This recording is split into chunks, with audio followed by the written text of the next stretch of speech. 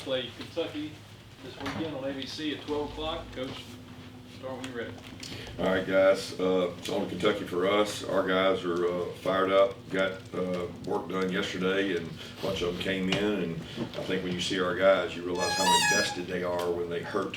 It's good when guys hurt because you hurt relative to how invested you are in something. So I know our guys will have good energy today for a really. It's always the most physical game when we play these guys.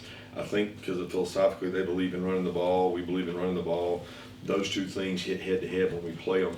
We've had head-to-head battles many times with these guys, and Coach Stoops' teams are always physical, so we know it'll be physical, and it'll also be a very different time start for our group and really for them too, because we both played late games last week. So looking forward to getting ready for these guys.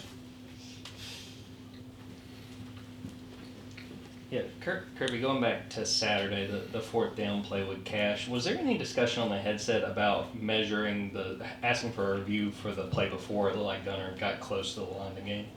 Yeah, the only decision on that is they buzz down. They control that, and every team in the conference so far that's had tempo plays, they've had plays buzz down when they want to review it. You know, they look at it fast and quick. It happened in a South Carolina game. It happened in our game that night. It happened earlier where they buzzed down. We were trying to go tempo and would have scored, but there's no thought of trying to wait on somebody to do that. Not when we feel like that's the most important play that we have in terms of execution. Yeah, Talon and Ellis had some tough plays on Saturday night in their first real big home games. For young players as a coach, how do you go about, not letting them think that those mistakes are the end of the world and getting them to keep growing and keep getting better, even in a big game like that? Yeah, you show confidence in them. You love on them. You discipline them. You grow them. You try to get them better. Both those guys are talented players. Ellis had some really good plays in the game as well. So Talon's deal was tough, but Talon will grow from it. He's a tough, competitive kid. He practices his butt off. People don't give him enough credit for he's changed our punt team in terms of he's replaced an Arian and a Dom as a gunner and been really elite. And he's every time we've called his number, he's answered it, and he's going to continue to do that. I mean, the guy's a worker. I told him that look, we're going to come back at you and continue to use you and just keep getting better. That's all you can do. Keep getting better. Block out the outside noise. I mean, I don't even know what's being said out there because I've literally just shut it off. But both those kids are talented kids who are going to be good football players here. Yeah, you mentioned guys being hurt in the wake of the loss. Just what has the response been over the past couple of days? And is it different with a team that you've said a lot is pretty young versus a team like last year that had so many veterans on it? No, hurting is hurting. It doesn't matter what age you are. The more invested you are, the more you hurt. My question is, what are you going to double down on? It's a different day and age of college football. Like, it's completely different out there. We've accepted it as coaches. We have to do a good job of the players responding to it. And, what do you double down on? I know more about my team right now than I did a week ago. I can guarantee you that. And that's what fires me up. And I got a lot of optimism after that game because I learned a hell of a lot more about my team than I had the previous weeks. Kirby, talking about managing the players and one thing. What about the staff after a game like that? Looking at your post game, you mentioned how the coaches have to do a better job. The first quarters that you've had in the two SEC contests. What was Sunday like? I know there's Sunday review, but is there a different tone or approach you take with your staff? No, our staff's been great. I think we've put together some really good game plans. I don't know that we executed them all the time well, and there's a line between execution responsibility, me, coaches, players, everybody's involved in that. But I mean, the same calls that we called in the first half, we called in the second half, and we got some stops and we made some plays. And it's not about just calls, it's about execution, putting people in good position, and sometimes it's playing with confidence, and we got to do a better job doing that. Kirby, with DeMello Jones, how did he, how do you evaluate how he did when you watch film? And with Daniel Harris, what's going to take for him to get back in the rotation, you think? It's not any different for any position, right? Like the guys that practice and play the best play. That's the system we've installed here, and that's not going to change. That's true. Right tackle, left tackle, receiver, D tackle, linebacker. Best guys are going to play, and the guys that practice best get to play. With DeMello, what did you see when you watched film? He did some good things. He, as the game went on, he got his hands on people, was able to play, had some contested, let's call them contested catches, some contested breakups that were big in terms of gaining confidence and strength. He tackled a couple times well and showed up on crack places. And they had a couple gimmicks where they tried to trick him, and he saw it. So he did some good things, but he can improve a lot. We think he's a good player. He's going to give us some skill set that maybe we can use some other places on our defense. And hope he continues to work really hard and grow. Kirby, what needs to happen for the pass rush to get better, and how much of it was pass rush in the other game, and how much was just Simpson getting the ball out quickly on a lot of plays? Yeah, it was a great balance. I mean, that's the part of the game that you look back on and I go, you know what? We executed at a high level. Like, we did not have a lack of execution on third down. We had one where we checked and they checked and we checked and they checked and we didn't quite get lined up right. But it was a front issue, not a coverage issue. And when you play in the home environment, you go back and say, okay, is there a lack of execution? No, there wasn't a lack of execution. There was really good execution in a high-level quarterback play. Give him a lot of credit, shake his hand, say he did a great job. Ball came out before some of our rush got there. One time we didn't have our rush lanes right. Quarterback took off the first third out of the game. You know, it's like, you can't let them do that. You got to execute better in those situations. But some of it was really good quarterback play, really good timing, and give them credit, shake their hand, and go get better for the next one. So we got to find ways to affect the quarterback, but we had some in there that we executed and they out-executed. Coach, over here, what's been the progression of Elam Medosi since he's gotten here, and just how has he kind of fared in the last couple of weeks in practice? He's getting better each and every week. He's a guy that, was not here for spring like our other guys, and he continues to grow and get better. His greatest attribute is his speed and his athleticism. We got to be able to use that more and give Q some rest and continue to develop him. I think he knows that, and we got to find ways to get his skill set out there on the field. Coach, I thought it was interesting that you brought up talking about how the players are feeling the hurt. How do you go about making sure they don't get too high on the highs and low on the lows, going from the Tennessee game to obviously this weekend? It's called Kentucky. Right? Like, we got to go play a really good football team. So I'm not concerned about. I'm glad that they were affected and hurt. There's a lot of college football teams right now. They got teams that the kids don't care.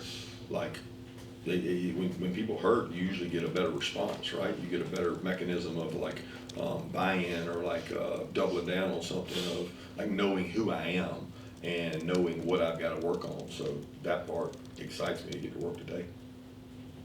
Coach, what did you learn about your team? What are some of the things that stood out to you from that game? We can run the ball and we can stop the run. Two things that we struggled with last year. So we've got to continue to improve in those areas. We got to lean on those areas, but we got a lot of areas we got to get better at.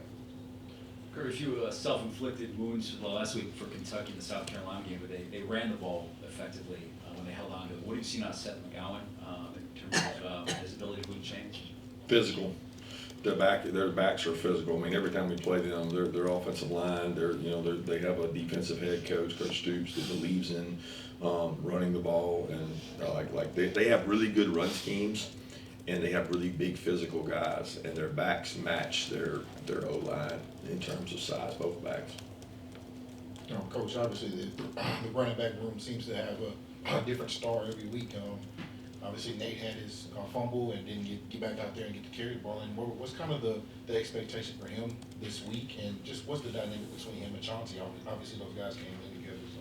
Yeah, they love each other, man. Nate was the fact that Nate was cheering and happy for Chauncey shows what kind of culture we built here. He was pumped for him, and he was crushed for himself. He's upset and knows that he's got things he's got to work on. He's got to continue to improve at. Nate's not afraid of hard work. He's not afraid to go out there and get to work and improve, and we'll continue to do that. Look, you don't get through this gauntlet of SEC games without having multiple backs and having guys ready, and I feel good about that room.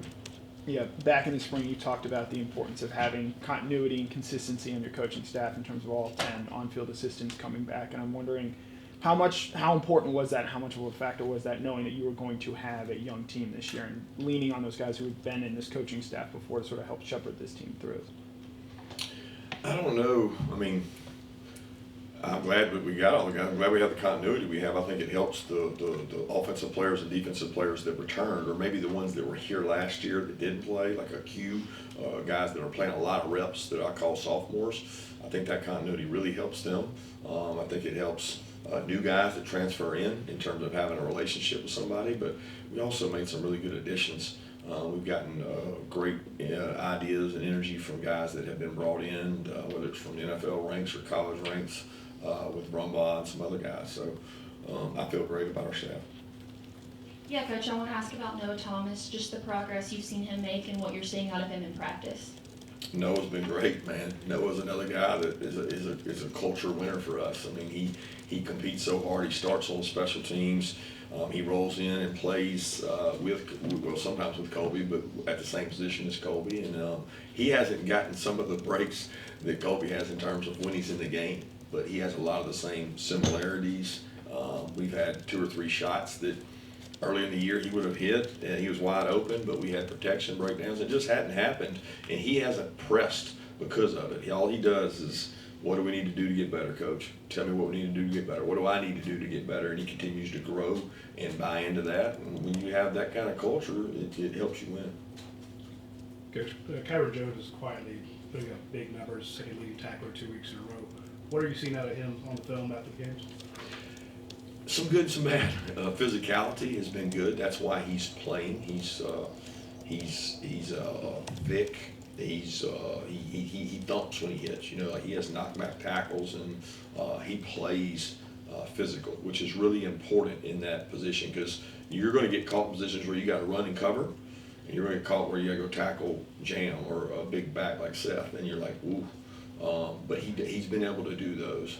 I need him to play with some more consistency in terms of eye control, and he knows that. He knows. I mean, that's right now why he's playing that other safety spot, is he's played more physical and tackled well, and we need to keep growing him. I mean, we need to keep getting him better.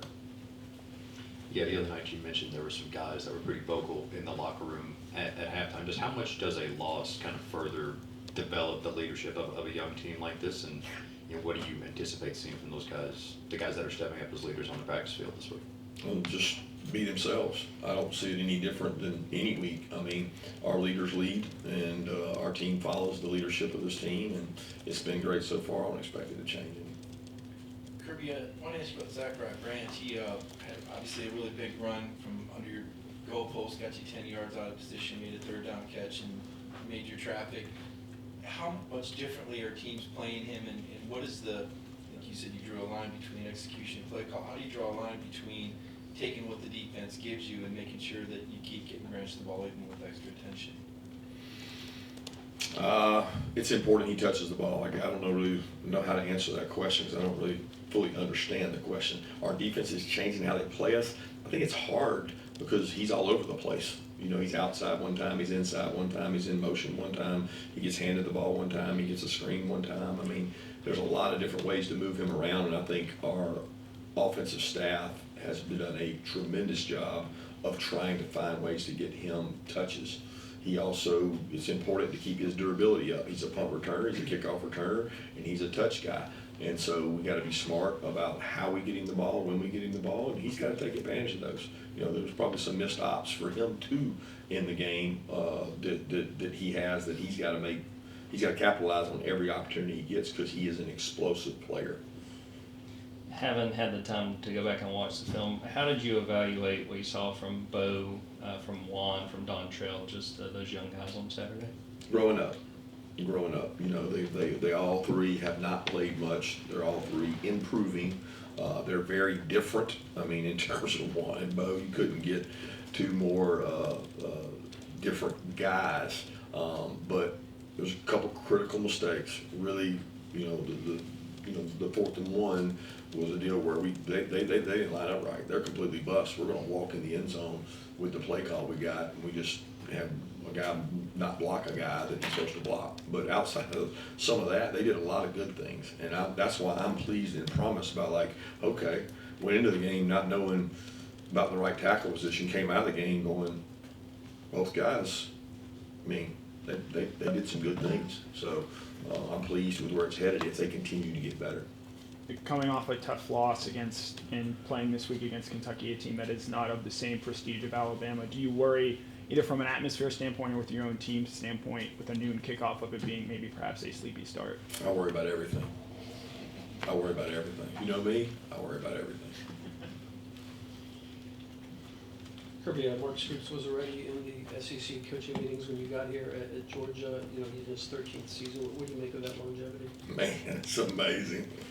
Mark's one of my close friends. We've grown because we've been in it the longest together, and he's been in it longer than me, and I text him all the time. It's just really amazing what he's done at Kentucky, and you know, it's one of those things that I hope they appreciate what he's done, because he's you know, done some incredible things, broken some records up there, been extremely competitive in our league, and that's not necessarily by record. I mean, it is by record sometimes, but the games that he's been in and the way they've played is incredible. You can tell he inspires his team to play extremely hard, and they're always physical. So I just have so much respect for Mark because of I know his history. We kind of grew up the same way. Coach's son, defense coordinator, been some good places, got a head job, and he's worked his tail off. I know you touched on this a little bit on Saturday, but last year you guys lose to Alabama but are still able to win the SEC and get to the college football playoff. What lessons from that run you guys went on last year are applicable to this team, knowing it's a different set of guys? Different year, different season. I mean, I think what's applicable is that college football teams are going to have parity. Teams are going to play. So what's going to separate teams is how they either fracture or don't fracture, or how their infrastructure is built to sustain losses. And we're built for this. Like we have infrastructure, we have plans, we know the pathway. So, I'm excited to see where this team goes.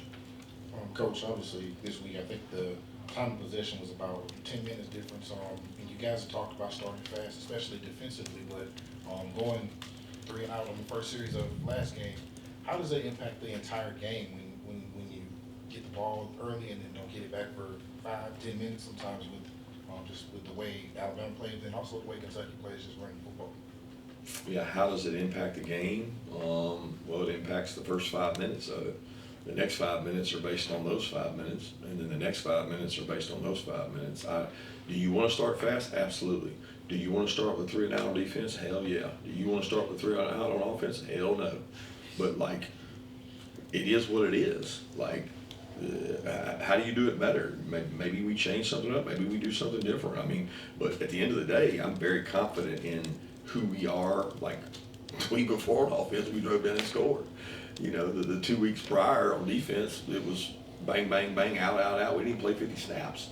You know, opponents weren't great, but we've done it both ways. So I don't get caught up in that. I get caught up in process over results. Time for one more question. You mentioned the physicality of this matchup and how both teams like to run the ball. From your observations, when did you notice Kentucky making that a core philosophy? Since their head coach was Mark Stoops. Thanks, Coach.